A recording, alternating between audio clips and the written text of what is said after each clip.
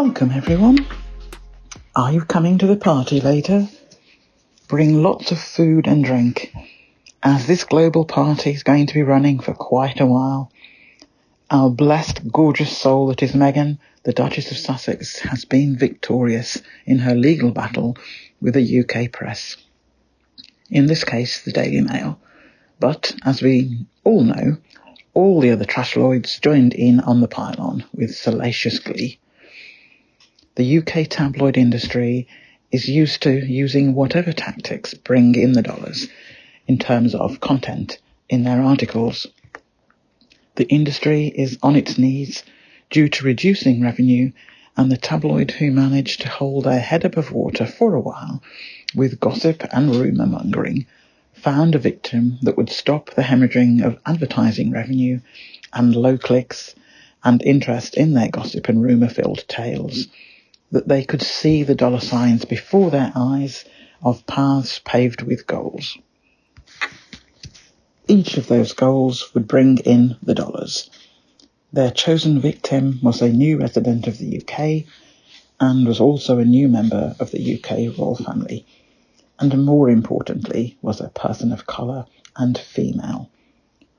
All of these categories ensured that the new female destined to join the British royal family ticked every box that gutter press needed to guarantee traffic to their publications, online and in print.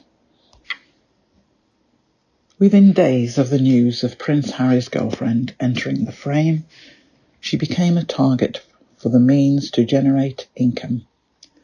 Meghan Markle, as she was then known, ceased to be a person to the media hounds and immediately became a commodity on a store shelf, something to be sold to the UK section of the population who lived on gossip and rumour, which was like food to them.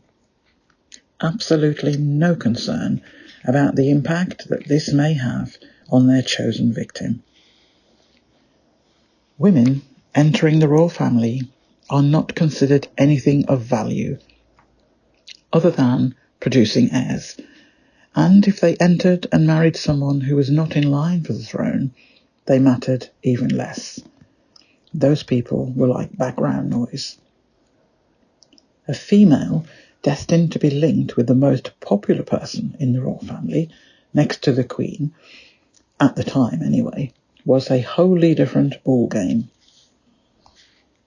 All female partners of Prince Harry received unwarranted attention in comparison to other partners of royals, but nothing on the scale and type that was about to happen to Meghan Markle. The former Suits actress gave up everything to be with Harry, and joining the firm was a duty that she said she took seriously in her engagement interview, and mentioned in the same interview the volume of mistruths that had already been published about her, as soon as it was known about her and Harry's relationship. Who can forget that famous early article by the Daily Mail that referred to Meghan as being straight out of Compton, describing it as a ghetto? The reporting from the start has been racist, misogynistic, and basically an all-out assault. You would think that someone entering that family as a successful actress, a humanitarian, held a position with the UN as the women's advocate for women's political participation and leadership, multilingual, volunteer at a soup kitchen, such experience and competence would be welcomed and embraced in the British royal family and its media. But nothing was further from the truth. The British royal family saw her as a threat and worked with its associates in the UK media to destroy Meghan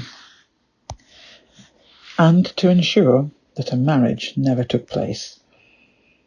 Any female who exhibited signs of independent thought, let alone any with high intellect, would be destroyed if they refused to reduce themselves to clone-like Royal Stepford wives. that the UK establishments like to produce, as if it is an achievement to move out of teenage finishing type schools, ready and ripe to be picked by some deadbeat guy who just happens to be a member of the aristocracy, many of whom just sow seeds around the place like confetti and have willing partners out there who value themselves, it appears, by the position of their farmer in the aristocracy structure. Evidence of what happened to Diana and to Sarah Ferguson, who exhibited life and independent thought, was frowned upon. As per the template, the UK media set out to destroy them. One divorced and could not succeed outside the confines of the ghetto palaces and decided to become a Stepford-type clone and return to the fold as a lodger in a huge mansion tenanted by her ex-husband. A very cosy arrangement at UK taxpayers' expense that no one has ever questioned, and media are happy about that. The other lady who refused to conform was the beautiful Lady Diana, whose light shone brighter with each day that passed outside of the prison of royal life. Sadly, Diana's life was taken away by a strange set of circumstances, which forever will be under a huge question mark as to the cause. But thankfully, her memory lives on in her youngest son, Prince Harry. Let me say right here that I have no doubt that the aim was for Meghan to meet a similar fate, when it was clear that she was far stronger and way ahead in terms of intellect and resolve to walk away from the royal family, like the establishment, UK media, as became evident in the recent court case, wanted to see take place. Instead, Meghan stood firm and had the total support of Prince Harry. So much effort was made by British media to stop the wedding taking place. When that did not work, despite bringing in members from Meghan's dysfunctional family and paying them to spill their nonsense to any Tabloid and UK TV network that wanted to be in the good books of UK newspapers, the newspapers doubled down on a range of abusive tactics, all with the aim of breaking the spirit of this wonderful person and who Prince Harry had chosen to be his wife. When it became news that the Sussexes were due to have a baby, the behaviour reached gutter level daily. It was clear the aim was to ensure that no baby was born alive. No doubt in my mind at all. If I did not already detest what was being done to this black woman before, at that point I was 100% invested in doing everything that I could to ensure that the media and the British royal family would fail in their efforts. Being part of such an incredible global support network, which is Sussex Squad, ensures that everyone who is part of this network feels the same. Protect the Sussexes at all costs and ensure that lies and deception put out by UK media, including the daily chat shows devoted to spreading hate against the Duchess of Sussex, are challenged.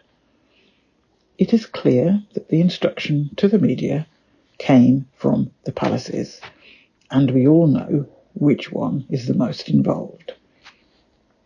The Royal Rota do their usual style of race-hate baiting in their columns, which is then followed up by TV media pals in their panel discussions of hate and behaving like they own this couple, and in particular whatever goes on in Meghan's womb.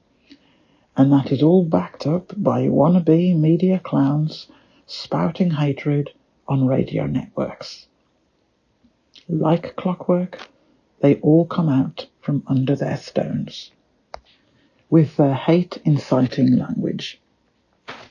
What they have all discovered in the last few years is there is now a pushback from Sussex Squad, a phenomenon that they never knew existed initially, and then just assumed we were people that they could try and shout down and patronise and then demonise, and that we would crawl away and lick our wounds. Boy, oh boy, have they learned a hard lesson. The media crew, otherwise known as the carnival of so-called experts, were the ones who left all discussions, stroke arguments, like wounded animals, still pretending they were successful as they crawl back to their stones. Not one of them stayed to debate too long. Once they got their engagement figures up to a decent total, they immediately left and blocked. It is actually a badge of honour to be blocked by those clowns, so it is far from a negative for us. It just proves that none of them can withstand what they expected Meghan to put up with for 4 years, because it came with the territory. No, it did not. Now the court of law has reached the same conclusion. Most individuals would not still be breathing after being on the receiving end of treatment by UK media at the behest of the British royal family. All involved in this criminal activity against Meghan, may you all reap your karma tenfold for your actions against this God-blessed lady who has more intellect and decency in her little finger than any of you media hands will ever accumulate. I am beyond happy that the international press have come to know what life is like in the UK, away from the imitation life presented. I am happy that decent journalists are beginning to realise what is going on in Shutter Island in the name of their profession. People have taken their own lives as a direct result of UK tabloid activity. Others are still experiencing mental health issues as a direct result of being a victim of UK tabloids and media behaviour. This victory in the court for Meghan, Duchess of Sussex, is a precedent for the future. Many people will benefit from this ruling. Things have to change. Most recently, there has been a new addition to the royal household. That couple have been allowed to enjoy their pregnancy in peace. They were allowed to have their baby in a hospital of their choice, and they did not have to stand on the steps of the Lindo wing within hours of giving birth and face the media circus that made all of Meghan and Harry's pregnancy a nightmare. Meghan never had the chance to enjoy being pregnant for the first time. Meghan had to read daily what the UK media wanted from her. Meghan had to read about death threats and how the UK media press pack behaved like rabid dogs. Meghan was never allowed to choose her birth plans without criticism in the national press. Meghan had large groups of reporters camped outside various hospitals trying to guess the birth date and location of the Sussex baby. The Sussexes had to endure all this hate and, at the same time, see book after book published about the royal baby yet to be born, and the baby that the Rota crew did not want to see alive anyway. The Sussexes had to read articles and see images of a couple leaving a hospital holding a young chimpanzee and being referred to as Harry and Meghan and their baby. The dehumanisation of Meghan by UK media on the orders of the British royal family was off the scale, and the history books will not be kind. Harry and Meghan survived all that was thrown at them, and eventually stepped back from senior royal duties, and for the sake of the quality of life and their mental health, they left the UK. Lawsuits in place, and now we have the validation that was much needed, that the Daily Mail was way out of line, and that their punishment of this black woman was wholly unnecessary and crossed the line on so many boundaries.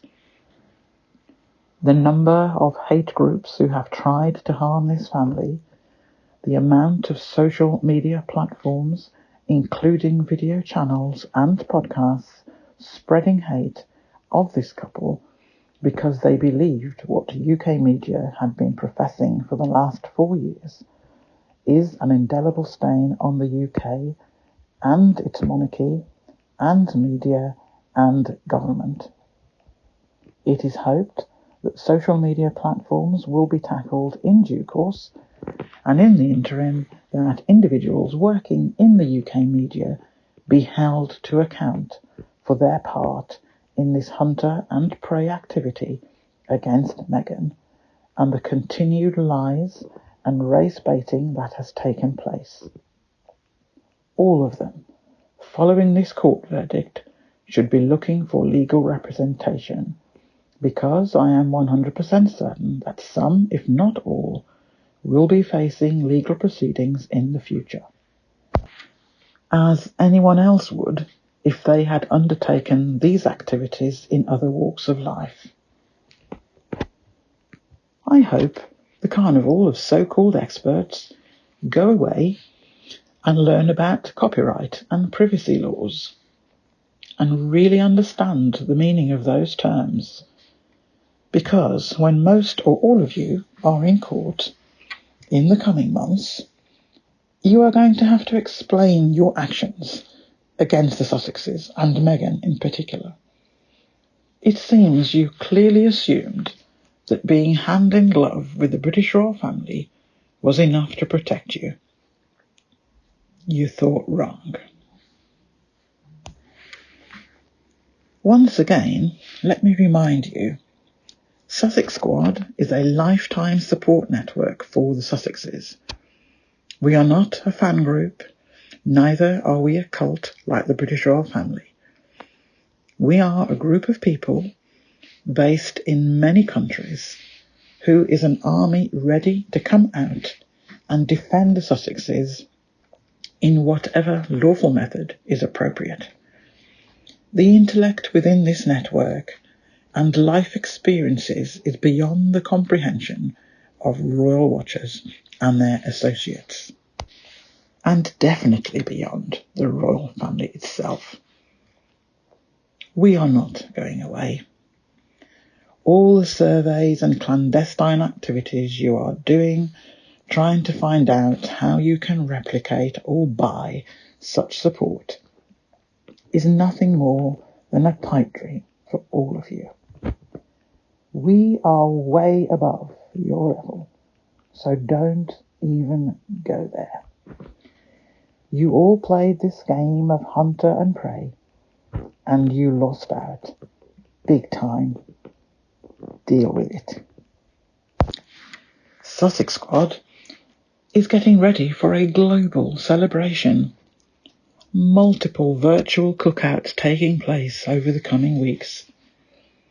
We have a lot of celebration to do, because we have years of hatred and mudslinging against us, and we are still standing.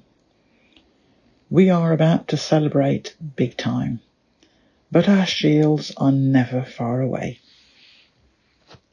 Harry and Meghan and King Archie and, of course, Queen Doria will be in virtual attendance at every one. No one from the establishment is invited, and we will be wrapping up all of the leftover items in UK tabloids ready to be put out with the trash. Congratulations to Meghan and to Harry for being the ginger stallion that you are for your family. Blessings to you, Queen Doria. As for all of non-Sussex Squad, I will just say to you, Wakanda. I will end this podcast with a poem that we all know and is very apt for this momentous occasion relating to this verdict. Still I Rise by Maya Angelou. You may write me down in history with your bitter, twisted lies. You may trod me in the very dirt, but still, like dust, I'll rise. Does my sassiness upset you? Why are you beset with gloom? 'Cause I walk like I've got oil wells pumping in my living room. Just like moons and like suns, with the certainty of tides, just like hopes springing high, still I'll rise. Did you want to see me broken, bowed head and lowered eyes, shoulders falling down like teardrops, weakened by my soulful cries? Does my haughtiness offend you?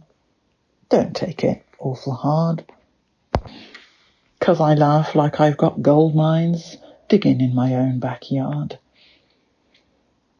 You may shoot me with your words, you may cut me with your eyes, you may kill me with your hatefulness, but still, like air, I'll rise. Does my sexiness upset you? Does it come as a surprise that I dance like I've got diamonds at the meeting of my thighs? Out of the huts of history's shame, I rise. Up from a past that's rooted in pain, I rise. I am a black ocean, leaping and wide, welling and swelling, I bear in the tide, leaving behind nights of terror and fear.